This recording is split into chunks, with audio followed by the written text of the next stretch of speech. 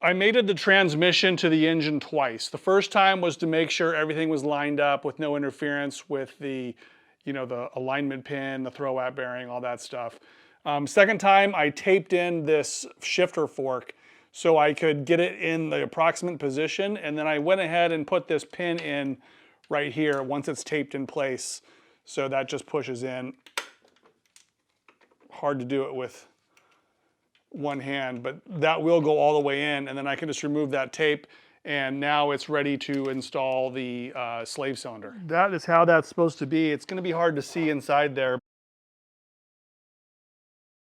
So it's engaged correctly. This is a pull style clutch, so when you push on this with the hydraulic cylinder, it's going to pull the fingers on the clutch and release the clutch disc. Let's make sure the engine still turns. Yep. Everything's moving freely, so that is great news. I ended up putting the stock clutch back in this, except for the clutch disc. It's a new Sachs disc. That is to replace the old rubber center disc, which is aged out. It wasn't worn out, but it's just that rubber gets old and we don't want it to blow up in the transaxles.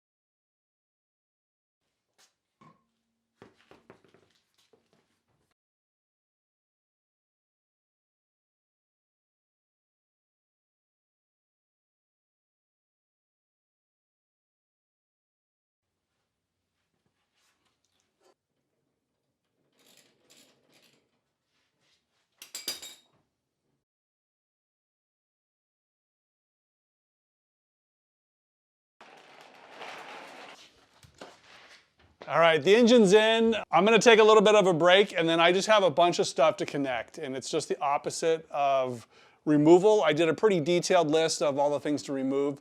I'm just gonna crank through it, and hopefully we can try to start it up soon. Okay, the muffler system's on, and I've got most of the stuff here connected in the engine. The fuel lines are connected, all the electrical's connected, except for the ignition coil and the ignition plug wires. I've got the air box off because I'm gonna go ahead and put oil in this engine, and I'm gonna prime it for oil pressure with the plugs removed.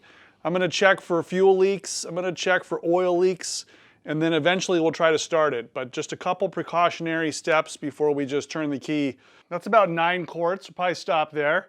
That's certainly enough to get it started.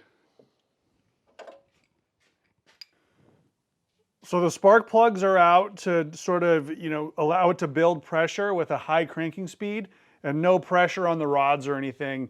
And then the fuel injectors are disconnected electrically. So no fuel will be going in the cylinders, although there will be fuel pressure. So we can check for oil leaks, check for fuel pressure, check for fuel leaks, and just kind of prime the engine. Then we'll connect the coil and all the spark plugs. Okay, here we go, oil pressure check.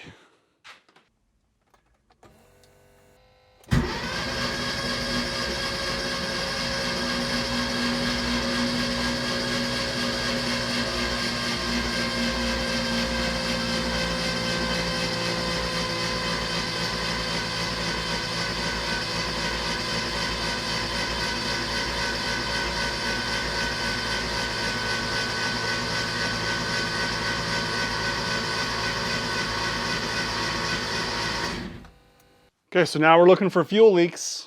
All the fuel fittings, all back here, are where it's gonna leak. Right here by this fuel filter, over here by the injectors,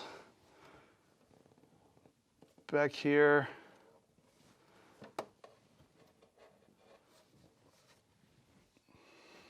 these lines.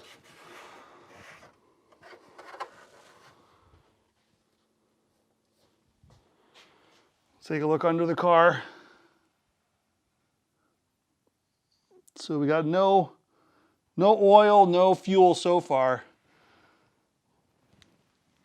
Now I'm just going to put the plugs back in and try to fire it up. I think it's ready.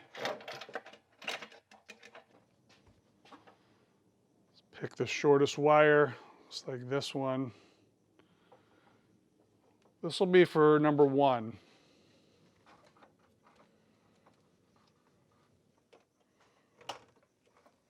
Nice click on there.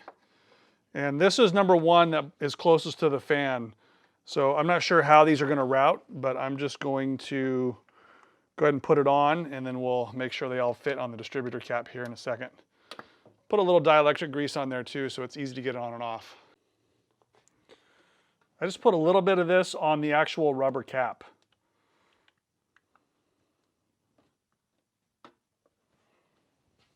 And then number 2, it's the shortest one here.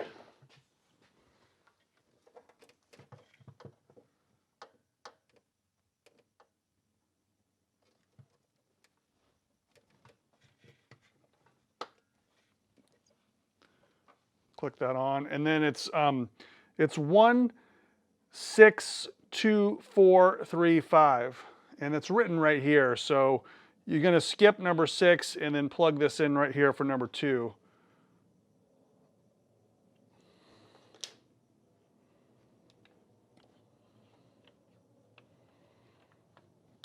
There we go, number 2. And so this is number 3.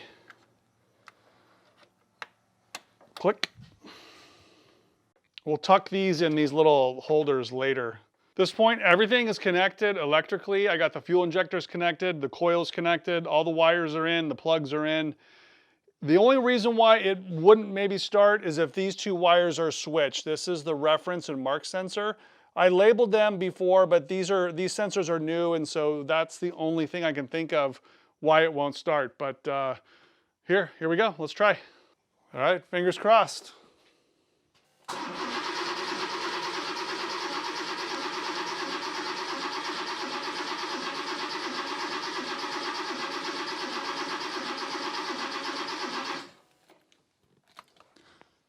Nope, it doesn't sound like it is firing. Okay, I've just switched the crank and mark sensors, so let's see if that does it.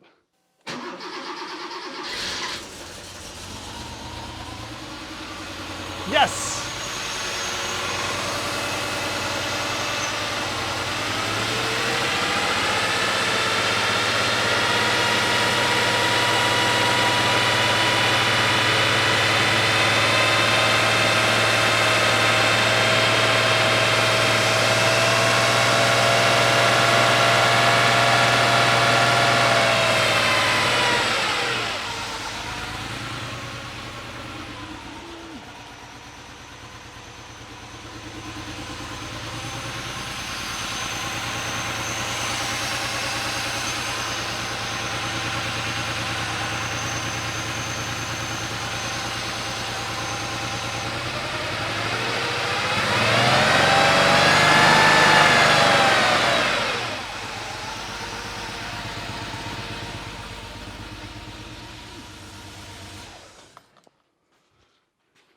It's running.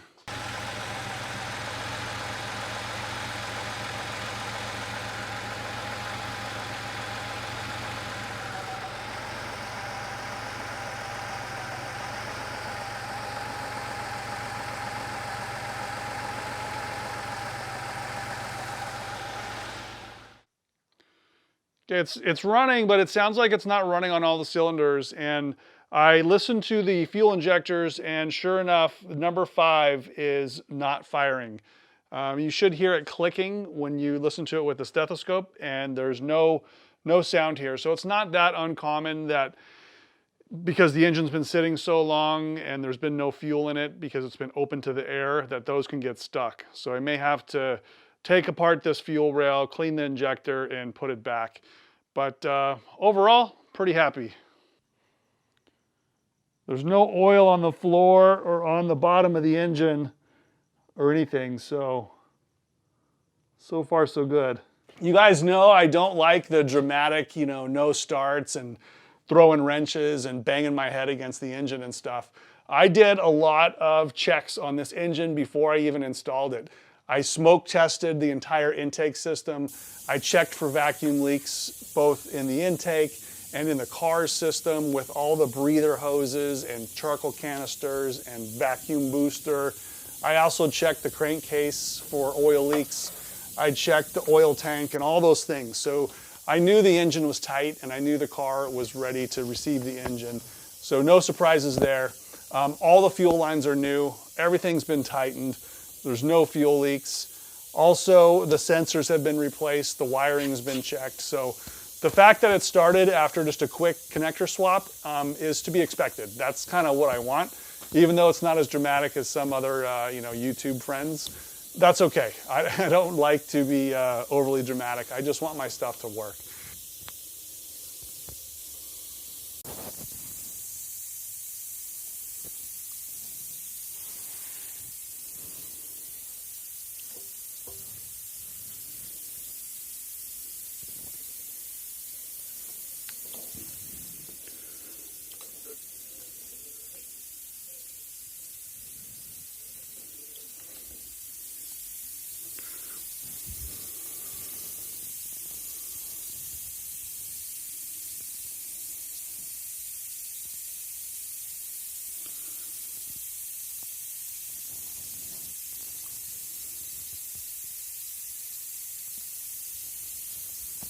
Other than the fuel injector, I'm pretty happy with it. I have the diagnostic ECU in this from FTech 9.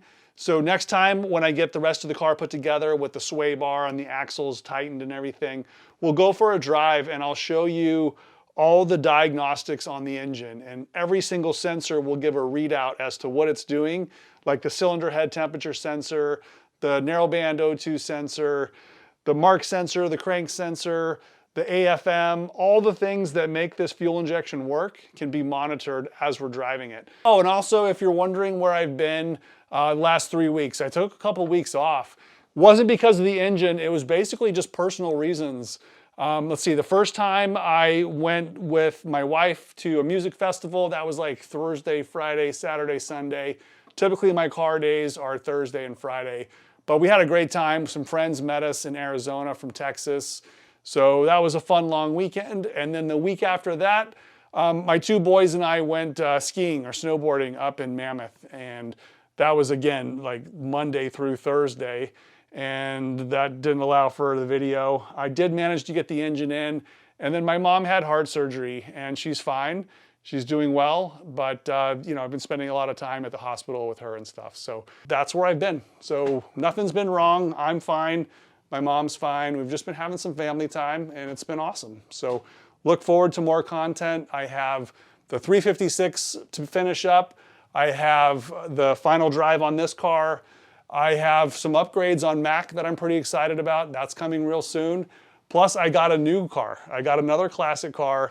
I'm not going to tell you what it is yet. I'll bring it up on the channel when it's not so, bouncing around.